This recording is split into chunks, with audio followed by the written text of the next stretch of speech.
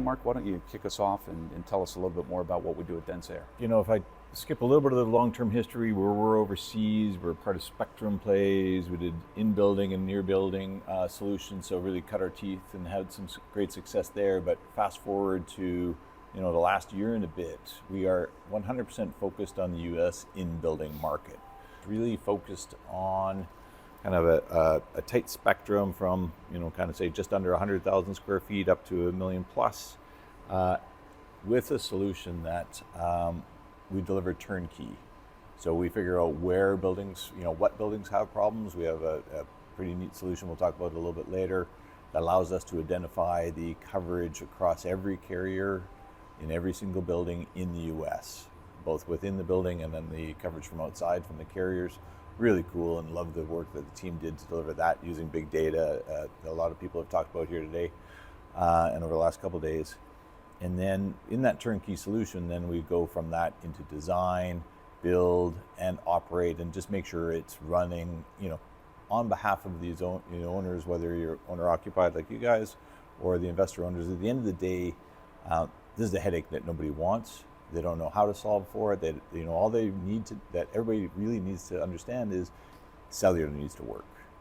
And when you have that mindset, our job is to make sure that we design, build, and operate that to make sure that, I guess that risk is off your plate. Yeah, maybe we could drill into that a little bit further in terms of the landscape. We all know that there are an entire cornucopia, if you will, of technology solutions that are available, ranging from DAS and the purpose for DAS, small cell, Wi-Fi, repeaters. Those are probably the four big ones that we hear when we're out in the marketplace, and the conundrum of how am I going all in? Maybe you could kind of paint that picture of the best usage cases perhaps for these various technologies. By the way, this very common question. I know when I do lunch and learns with ownership, asset management groups, etc. This is one thing that they always ask is, can you please just step back for a moment and just tell me what the options are, and what should I do with different cases and different problems? So let's talk about that for a moment. If you think about a building and providing cellular coverage, first and foremost, at the very smallest end, you just want to connect a sensor.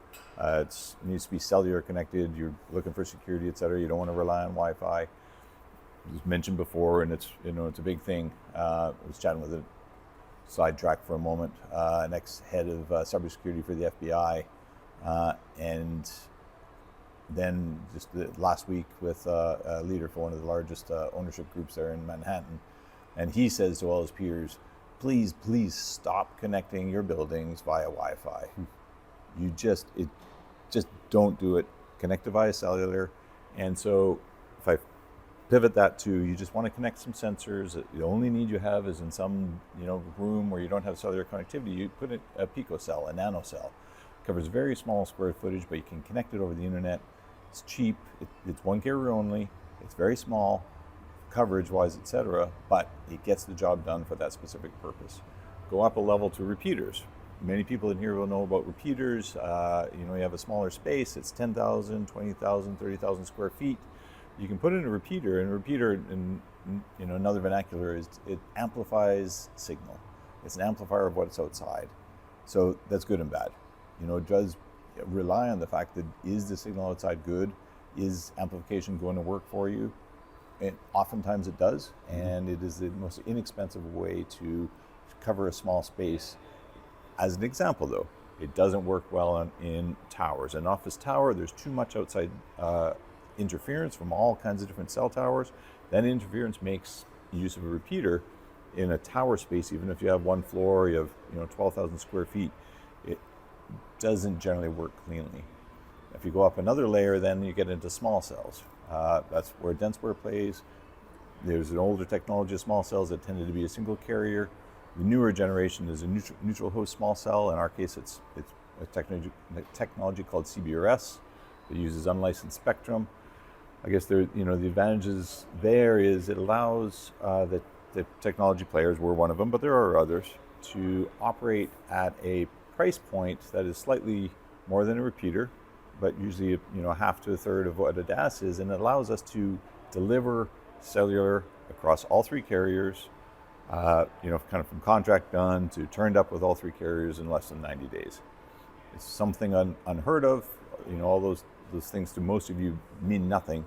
But the nice thing is that you're able to deliver a complete solution from a building that's maybe 60, 80,000 square feet cost effectively, up to and including $1.2 million, $1.4 million office tower, non-dense space, for a fraction of the cost of what older technologies were. And then there's the DAS solutions. DAS solutions, you gotta love them.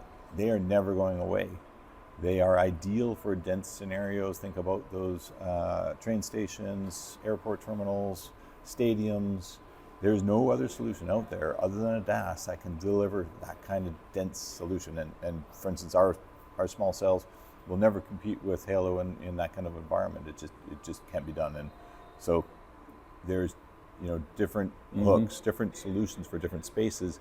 I guess for this group, it's good to know that exists. So let me bring us home here with one last question for the group to consider, because we hear about it frequently, right? And it's basically a fundamental question of, Jim, we have a sense that we have buildings that are challenged, right? I have a sense that performance is struggling, but it's anecdotal. There's no hotline for most of my people to call when it's a cellular problem. Different answer probably when it's Wi-Fi. They're going to blame the building. They're going to call somebody at the building. Mark, what are some of the things that we're seeing now in the market that gives us some availability to concrete, objective data that shows you that, hey, this building is challenged? What are we able to see? So, the good news is we have taken a bunch of crowdsourced data collected across the US, and we have a fantastic UI UX product team that put it all together. And we can look at every single building in the US. You can say, look, for those 40 buildings, give me the addresses, I'll look at them, I'll tell you exactly what kind of problems you have and what locations, and let's have a discussion. Because as I said before, every building has a life cycle. So even though there may be problems at a building, it may not be the right time of the life cycle to look at fixing that problem. So we preemptively and proactively share the data and allow everybody to make educated decisions at the right time.